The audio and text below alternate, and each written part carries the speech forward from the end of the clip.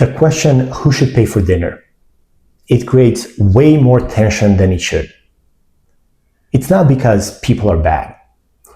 It's because people don't say what they actually are worried about. And this is especially true about men. A lot of men keep paying quietly, not because they love it, but because they're afraid of what not paying might signal. Will she think I don't have money? Will she think I'm cheap? Will attraction drop? Will I look weak if I bring this up? So instead of clarity, what they do is they chose silence. And silence feels safe in the moment, but it slowly erodes trust. So today, let's solve this like engineers, not like performers. The problem is not should the man or the woman pay. The framing guarantees conflict. The real problem is how do two adults assign responsibility and expectations in a way that preserves trust, not appearances. Because relationships are not built on flawless performance. They're built on honesty under small amount of discomfort. And dinner just happens to be the first test bench. Just to be clear and to define the assumptions, I'm talking about early dating. I'm not talking about marriage. I'm talking about two adults that are still getting to know each other. They haven't shared their finances yet. We don't know who makes how much money. And nothing has formally been agreed on. So, we'll operate with 3 rules only. Initiation creates responsibility. Leadership reduces ambiguity. And number 3, repeated imbalances is data. This is not drama. Everything else is noise. Let's name what actually happens internally. A man thinks, I can afford it. I just don't want her to think I can't. So he pays again and again and again. Not from generosity, but from a status of protection. From an engineering perspective, this is error masking. You're hiding a system issue instead of fixing it. And hidden issues don't disappear. What they do is they compound. Let me tell you something. Paying is not leadership. Leadership is defining the interaction. It's reducing ambiguity and refusing to let resentment build silently. So, if your decision to pay is driven by fear of perception, then you're no longer leading. You're auditioning. And auditions, most often than not, don't scale into relationships. So, when you invite, you should pay. And you should genuinely feel good about it. That is clean. No expectations, there is no leverage, there is no scorekeeping. That is generosity. But generosity only stays clean when it is chosen, not when it is assumed. We just talked about the first date, the one where you invited. This is where you paid. Now let us take a look at a follow-up date. This is where you paid twice. You felt good about it. And now she invites you. This is where men freeze. Up until now, the system was you initiated, you paid. Stable and aligned, but now the system changes. She initiates and the cost responsibility is undefined. That's a state change without a protocol. In engineering, when the behavior is undefined, then you need leaders. You need leaders to clarify this. So, what not to do? Don't pay silently and feel annoyed later. Don't make sarcastic comments. Don't test her. Don't turn it into a masculinity standoff. All of that damages trust. What you do is you make the expectations visible without expectation. So naturally, you can say something like, since you invited this time, how do you want to handle it? Would you like to get this one or should we split? That's not weakness. That is clarity. You're handling responsibility back to the initiator. If she pays, then that's great. Reciprocity is established. Trust increases and there's no commentary. There's no ledger. If she expects you to pay, then you really have two clean options. Option one, pay once, be conscious about it, pay calmly, don't resent, and register the pattern. That happens to be data. It's not a failure.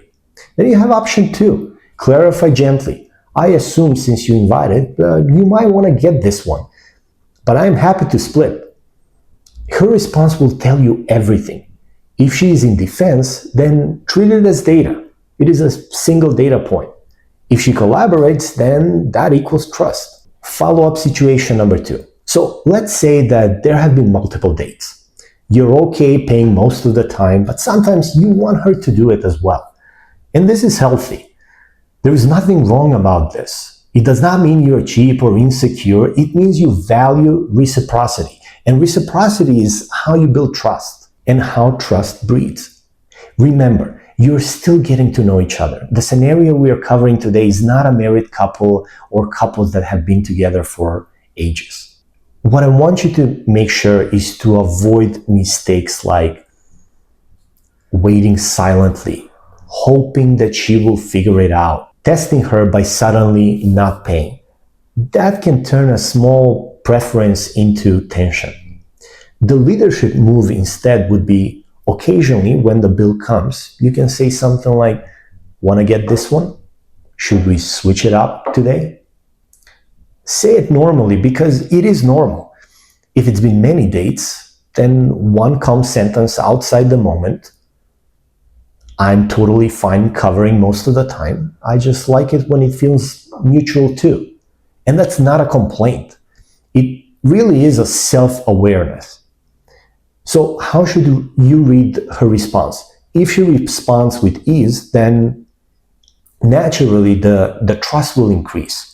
If she responds with defensiveness or a rigid gender rules, then that's not about money. That's about fixed roles. Now, you can decide whether that role works for you long term. And that, my dear listeners, is leadership. I decided to do this video to touch on masculinity, to touch on strength and honesty. The fact is that these terms are not very obvious. There is something deeper here. A lot of people confuse masculinity with acting strong, staying quiet, paying over time, swallowing discomfort, never saying what you feel.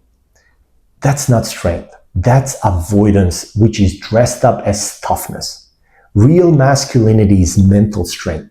It's wanting to do things because they are the right thing to do, not because you're afraid of how you will be judged or if you don't.